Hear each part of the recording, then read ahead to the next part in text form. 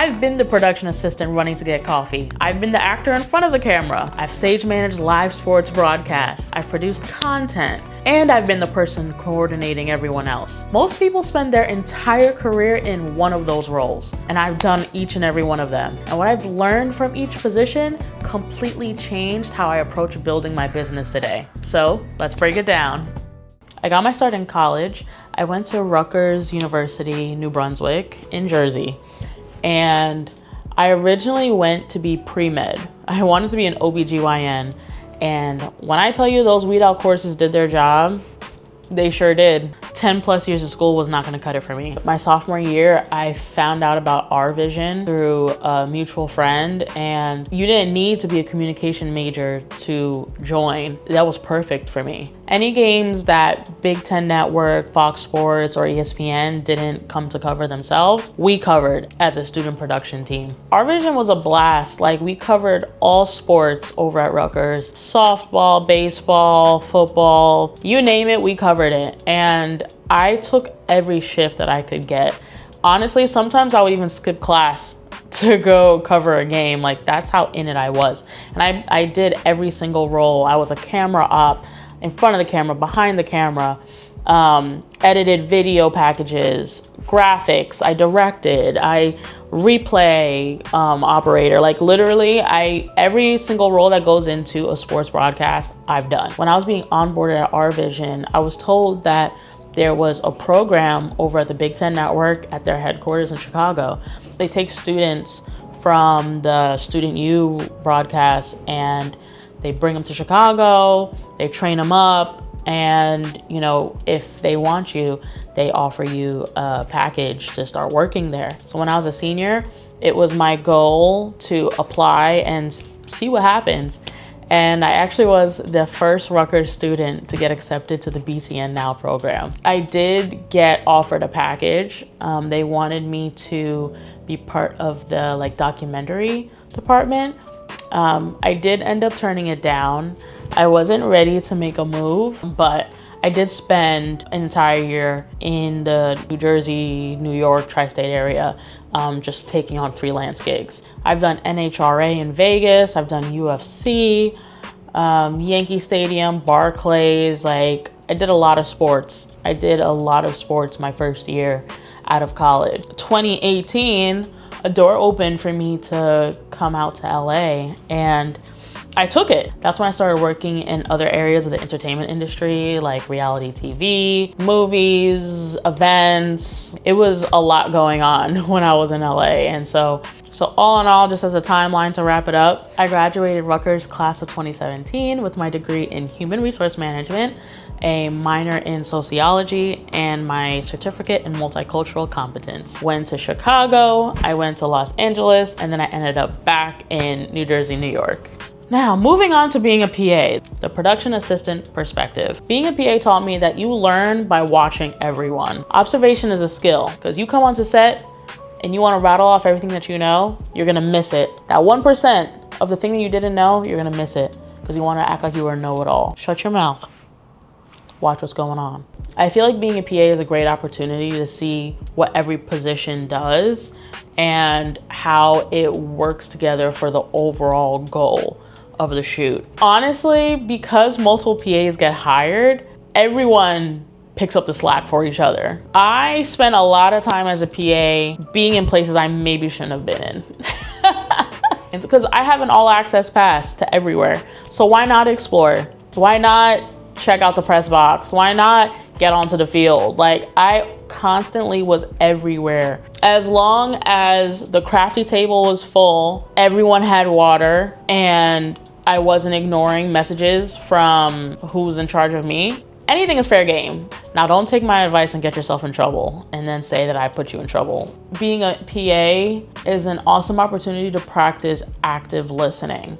When I'm at the crafty table, I'm listening to what the guys are talking about, what they're complaining about, and I just gather intel. I'm jumping the gun when a problem arises. So if someone's complaining, saying, hey, out on the field, they needed a longer cable, I'm running to the truck and grabbing that longer cable, and I'm going out to the field. And when I hand the cable to who needs it, they're gonna be like, how'd you know I needed that?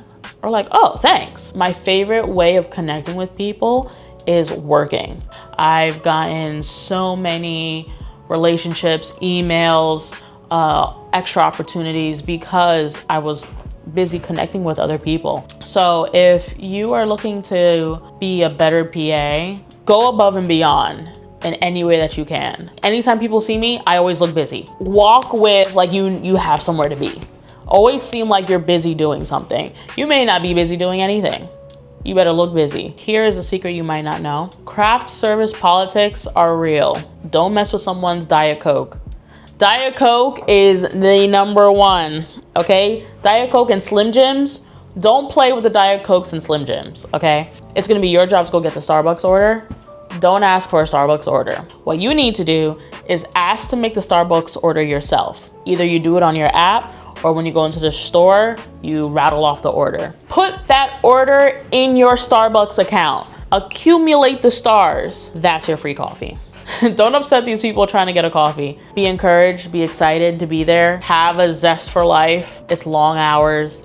You'll make it. Hand out waters, hand out snacks. I used to be everyone's favorite person because how you gonna be mad at the person handing you a Twinkie? Drop in the comments your PA perspective. Drop in the comments what you would tell someone as a PA. The actor experience. Auditioning is a numbers game. That is the first thing I need to tell you. You need to submit.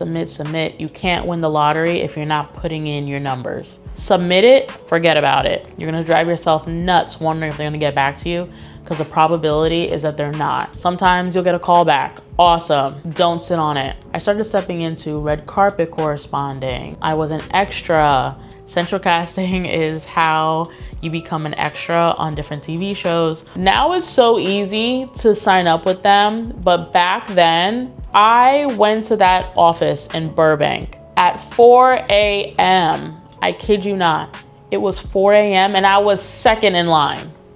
You had to be early because they only took the first, I think, 90 people, like 70 to 90 people. Other than that, you were not coming in. You were not getting enrolled for the day. You'd have to come back another day. At least now you can just go online and I think you can just submit yourself now. Ugh, I'm hurting. If that's really how it is now, I'm really hurting because 4 a.m., my first gig was Euphoria. It was just cool because Zendaya was there, you know?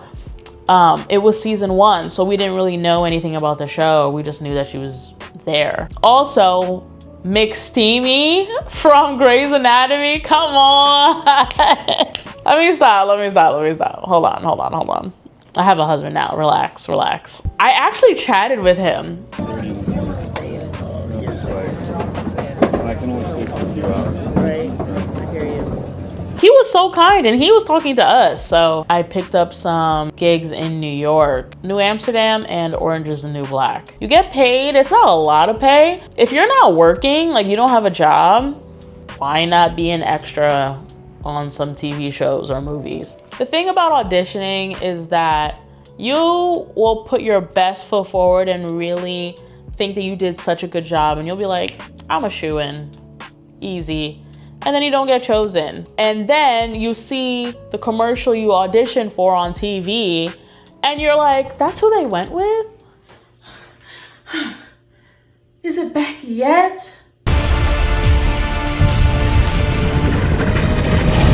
Is it back yet? Is it back yet? Is it back yet? Is it back yet? Hell yeah, it's back. All right, let me try to find the next thing. And then, you know, you get rejection after rejection after rejection. And then boom, you book a Super Bowl commercial. Yeah, Here we go.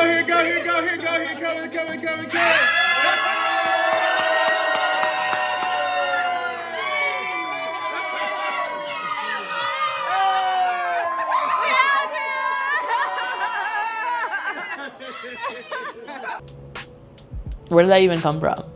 I'll take it. Then you don't book again for like another 3-4 months. It's honestly really chaotic. I don't even know why we put ourselves through this heartache, to be honest. One lesson I'll say is rejection builds resilience and booking builds confidence. You need both. The production coordinator / producer role. I am CEO of Yolan Media Group, YMG, if you will. It was established in 2024. And then in 2025, I said I need to take it back to my roots. I used to work for the County of Union, and I also worked with a production company called Nonstop Show Group. Shout out to Plainfield. My mentor brought me on, and that really took my toolkit that I grew in college to the next level. I brought it to a completely different field, politics. And I'm happy that I was able to get that experience because it set the tone for what YMG is today, which is we produce high quality premium content. What I really want to do is have a budget to help people put their projects on and bring them to life. But we're starting small. We're starting by making UGC ads or covering events for people and selling those videos. There was this one time during COVID, I was on set. It was RuPaul's Drag Race. Just something in me just made me feel like there's gotta be more than this. When am I going to choose what I want to do?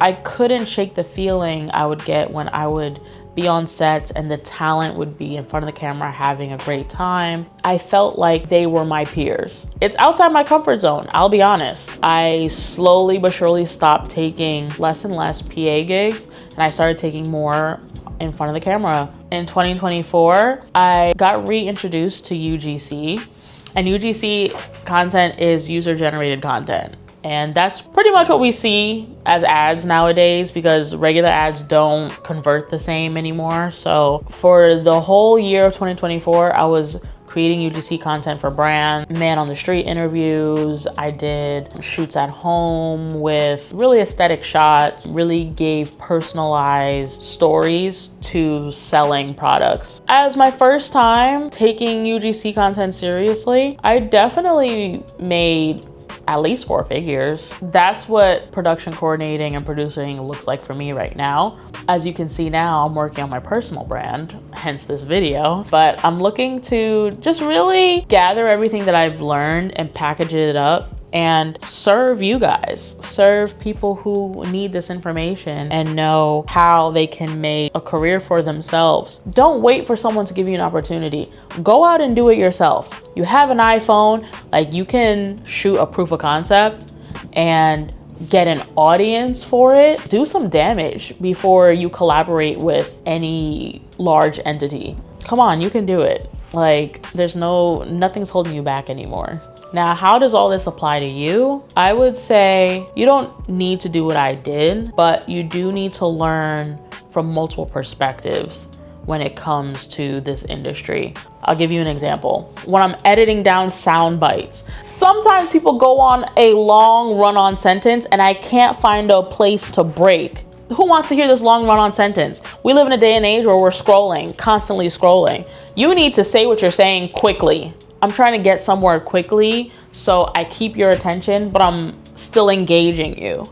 Now, if you want me to expand on anything I spoke about in this video, drop a comment below. If you're building something and you want some feedback on it, drop a comment below because we are empire builders together.